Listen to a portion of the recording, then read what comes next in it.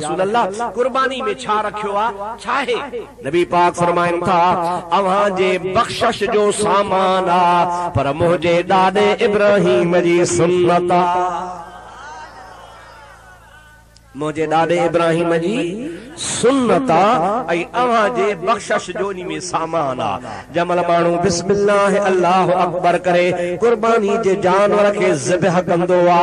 नबी करीम फरमाइन था पिया उन जानवर जे गले जी रत ज़मीन ते पोकिरंदी आ, अल्लाह सही कुर्बानी करण वारे जा गुनाह अॻेई बख़्शे छॾींदो आ। सम्मिनू दुहायाकुम फइन्नहा अला सिराते मतायाकुम। मदीने वारे मीर फरमायो अवां पंहिंजा जानवर कुर्बानी जा सघा मोटा ताज़ा कयो, उहे कुर्बान कंदा कयो, छाजे करे जो पुलसरात जे मथां इहे तव्हांजा हवाई जहाज थी सवारियूं बणबा।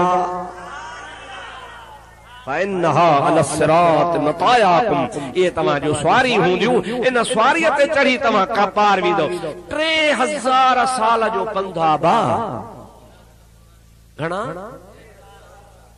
1000 साल ये चाड़ी, 1000 साल हुन जी पुठी, वरी 1000 साल हुन जी लाही, वार खां सनी तलवार खां तिखी। मौलवी हिकिड़े पे चयो मुंह जोड़ो वेठो अचे आखे मौलवी इएं खणी आख त दग है ही कोन। तलवार कनू होवे तिखी वल वाल कनू होवे सन्ही ऐं होवे बि वरी ऊंदा ई रात पिछे आख त दग है ही कोन, दग आहे दग। ऐं तोखे इहा बि मज़ेदार हिकिड़ी ॻाल्हि ॿुधायां जेके तव्हां जहिड़ा आशिक़े रसूल न चओ सुभान अल्लाह।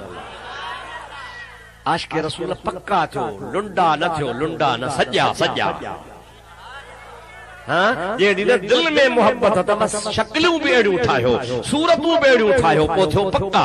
पो जेके आशिक़े रसूल पुलसरात तां ईंदा लंघंदा 3000 साल जो पंधु हूंदो त हेठां दोज़ख दाह कंदो जुज़ या मोमिन इन नूरक युत्फी नारी। ओ आशिक़े रसूल तो पैर रखियो आ, तो में मुहम्मदी नूर जी झलक आ, उहा तुंहिंजे नूर वारी झलक मुंहिंजे दोज़ख जी बाहि खे विसाए थी। तकड़ो तकड़ो लगे वल हुजूर करीम अलैहिस्सलाम फरमाइन था मुझे मोहब्बत वारा इश्क वारा आशिक़े रसूल जेके हूंदा उहे 3000 साल जे पंध पुलसरात तां इएं लंघंदा जीअं आसमान में विॼु खिड़ंदी आ। ये रुगो चमको थी वींदो, चमको थी वींदो, उनी चमके वांगुर आशिक़ सिधो जन्नत में पहुंचो। पर आशिक़ पक्को चो आशिक़ ॾाढे जो आशिक़ अधूरो न, कच्चो न। मुंहिंजा दोस्त पक्को आशिक़ जेको मुकम्मिल आशिक़ हूंदो न उहो वेंदो। हाणे मुंहिंजा आदड़ा इहा तव्हांजे लाइ जानवर बि तव्हांजे लाइ क़यामत जे ॾहाड़े फ़ाइदे वारो आहे। महबूब करीम फरमाइनि था जेतिरा जानवर जे पुठीअ ते वार हूंदा ओतिरा दर्जा तव्हांजा बुलंद।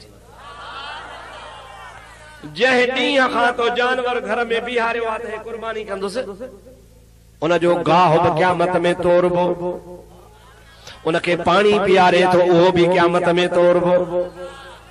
इहा त सवली ॻाल्हि आहे, पर महबूब तां कुर्बान वञा उहो जानवर छेड़ा लाहे, फोंगड़ियूं लाहे, अल्लाह से फरमाए तो इहा बि क़यामत में तुंहिंजे अमलनि में तोड़बी। फ़ाइदो ई फ़ाइदो, अबा नुक़सान त कोन्हे, ॻाल्हायो घाटो त कोन्हे न, फ़ाइदो ई फ़ाइदो आहे। इहे शयूं तव्हां ऐं वधीक सवाब इन्ही में आहे जो माण्हू 12 महीना उन जानवर खे पाले। भला जे 12 महीना नथो करे त 6 माही अॻे हुनखे बीहारे छॾे, पर भला जे 6 महीना बि नथो बीहारे सघंदा, हफ़्तो महीनो त अॻु में नाले करे छॾे त सवाब थिएसि। वरी असां वरी छा कंदासीं, उहो ढको जेको वहाए वहाए वहाए 20 वंडियूं वहंदो, हाणे अलाह ते थोरो तक कयोसि कुर्बानी। ईअं न, सम्मिनू दुहायाकुम, जानवर जेको जानवर हुजे कुर्बानी जो सगो सोणो मतारो खूबसूरत हुजे। अल्लाह से फरमाईंदो आहे लन तनालुल बिर्रा हत्ता तुनफिकू मिम्मा तुहिब्बून।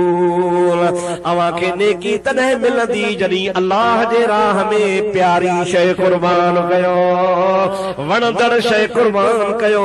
जंहिंखे तव्हांखे वणण वारी शइ प्यारी शइ हुजे उहा कुर्बान कंदो त रब करीम जी ज़ात बाबरकात तव्हांखे नेकी नसीब फरमाईंदो, बुज़ुर्गी नसीब फरमाईंदो। मुंहिंजे महबूब पाक जा उम्मतियो, ही अल्लाह पाक जी ज़ात बाबरकात जे रहमतुनि वारो महीनो आहे।